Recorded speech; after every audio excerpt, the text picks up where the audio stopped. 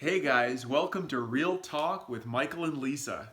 Hey, Yeah, hey, tonight we're going to talk about micro habits. micro habits. What are micro habits? Those are little tiny habits like microbes, No. like little ants that walk around on the counter at night when you're sleeping. It is the time of year for that, but I don't think that's what you're talking about. Yeah, we've had ants all over. But no, we're talking about micro habits, the little habits. You know, we have this obsession in America, it seems, with big change and big dramatic differences. And really what makes a difference is consistency, even if it's a tiny, tiny, tiny detail, but consistency over the long term. What he means is adding little things into your life, slow changes that over time make a lifestyle or make significant difference over time. Yeah, so what we're about ready to talk about is probably altogether isn't micro, but for us, as we implemented them one thing at a time, they were micro. And I know some of the things are, we mentioned before, like every morning I get up at 5 and I pray for Lisa for 15 minutes. And that looks a little bit like just letting her know how much I love her and what I love about her. Yeah, and I just read on one of your old Facebook posts that you used to wake up and pray for Deborah at 5:30, and we wake up at 5. Whoa, that 5:30 was, you know what, that 5:30 I bet was back in North Carolina when the kids went to school at 9 rather than 8. I wouldn't be opposed to 5:30, just saying. Well, yeah, okay. It's so sunny at 5 and so like morning has come, it's ready to go. Yeah, so that's one of the habits. Yeah, and then I prophesy over her and I pray for her and I kind of mix up, but more than anything, that establishes my mindset, my thinking towards her for the rest of the day. First thing in the morning, I set my mindset towards hope, towards love, towards positivity, towards Lisa. Mm-hmm. Yeah, first thing in the morning. That's one micro habit. What's another micro habit? We do family time 3 times a week at 5:45.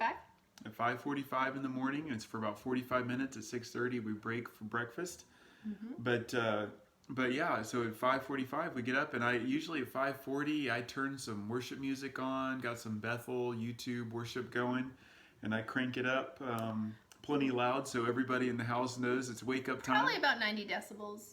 90 decibels. It's pretty loud. It's not. I'm right in front of the speaker. If you walk by our house, on the sidewalk between like 5:45 and just look in the window, you'll see me with my hands in the air praising worship God. And you'll hear it. Yeah. It's awesome. We love it. But we do that. We start out with worship for 10, 15 minutes. We worship. Everyone joins me, and eventually I start hearing voices behind me singing too, and so it's great. You got to turn it up pretty loud so that you don't feel like I'm not particularly gifted when it comes to singing. So I turn the music up so I can just cut loose, belt it out, and have a great time, and not feel like I'm bothering anyone. Yeah, and we love Bethel worship music. Yes, but there's a whole bunch of other options too. And then we sit down for family time, and we talk about. This morning we talked about some of the Bible reading that we're doing. That's another micro habit we'll talk about next. Mm-hmm. But then other times I'll.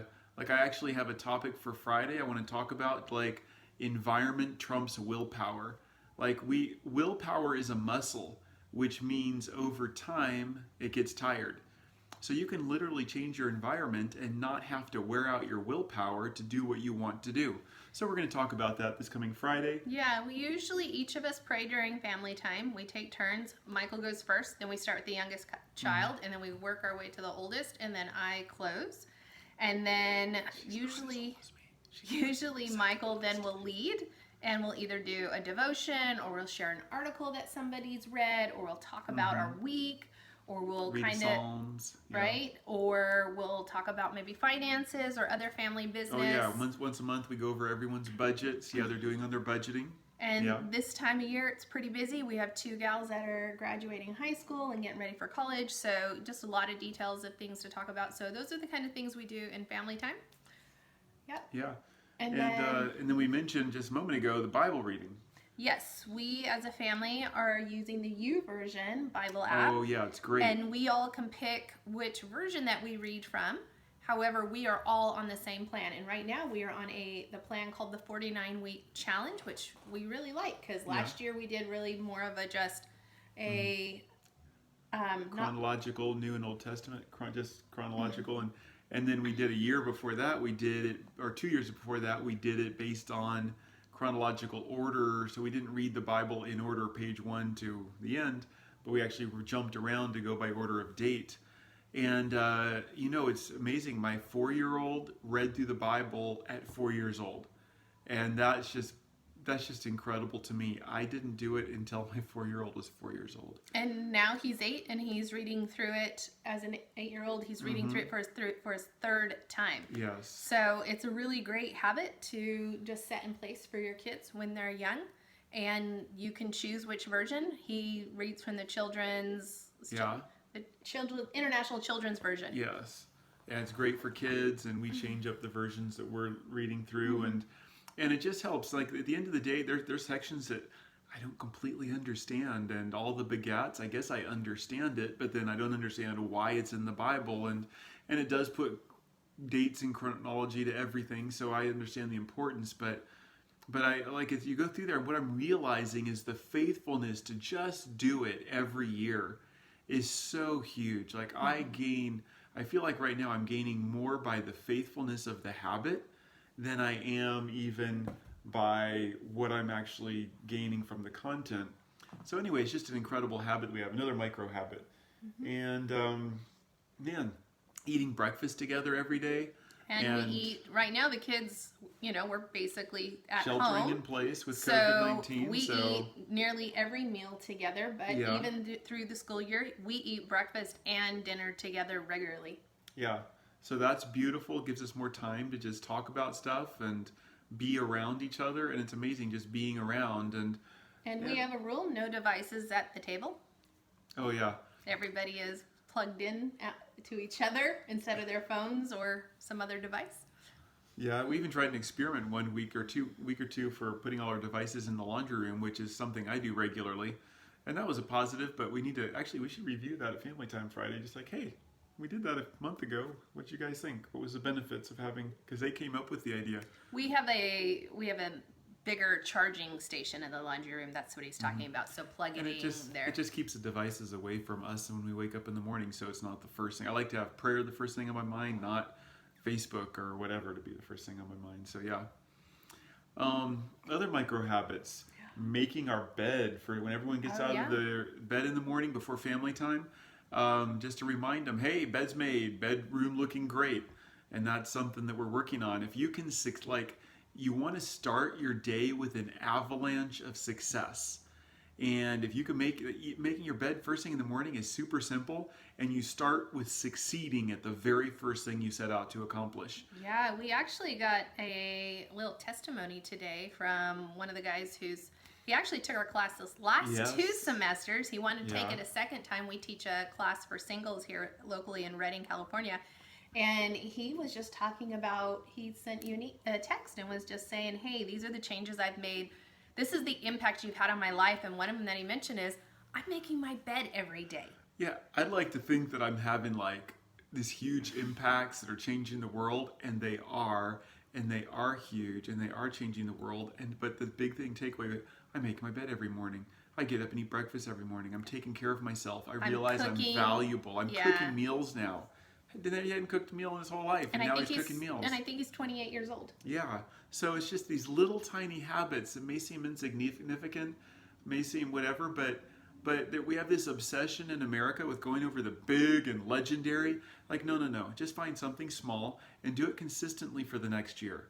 And then add something else small and do it consistently for the next year. Yeah. The one, just a kind of a random one that didn't have any spiritual value or whatever, but it really was just about not leaving anything undone, was we decided as a family, and we primarily hand wash our dishes, was that everything after every meal is not only washed, but dried and put away. Yeah, and the beauty of that is, if someone comes over, hey, we're ready. What I realize now that we're doing this, when you put your dishes in the dishwasher or you leave them stacked up in the sink, you are actually taking on debt that your future self has to take care of. Your last self ate a meal and made the dishes dirty, but your future self is going to have to pay the debt of that meal before it can do its next meal. And I'm like, wow, now that we're taking care of these things, it's like we're living debt-free in every area of our life. We do something, we clean it up, we put it away, and the net benefit is if someone calls up and says, hey, can I come over? Like, can I come over for dinner, whatever? Like, we're always ready. We don't scramble. If we have 20 people over for dinner tomorrow, we're literally not going to go through the living room and do anything different. We're not going to go through the kitchen and do anything. We're not going to do anything to prepare because we're already taking care of the little details on a daily basis to always be prepared. And it's just now, for some people that might feel really huge, but for us, because we just do it every day, it's actually a micro habit for us now. And to be fair, we have 3 teenagers living at home, and they all do their fair share of chores. So yes, it would look much different if we had little ones. It would be much more difficult. So yes, true. So want to give grace for that. So I hear the grace is this: when your kids are little, have them do all the chores as well. It's just going to probably make more of a mess than actually cleaning. But it's just a phase, it's just a few years, and then one day they'll actually be serving you and it'll be worth the payoff. So yeah, don't get discouraged by, oh yeah, we have teens, so it makes it eugher. But anyway, that's a few of the things that we incorporate in our life. Maybe the next video we'll share some of them. We know these aren't like hugely revelatory, but it has set our life up for success. And it really is the little things that we have incorporated over time that when they come together really make a big difference for us. Yeah, it's just really huge. So anyway, thank you so much for listening.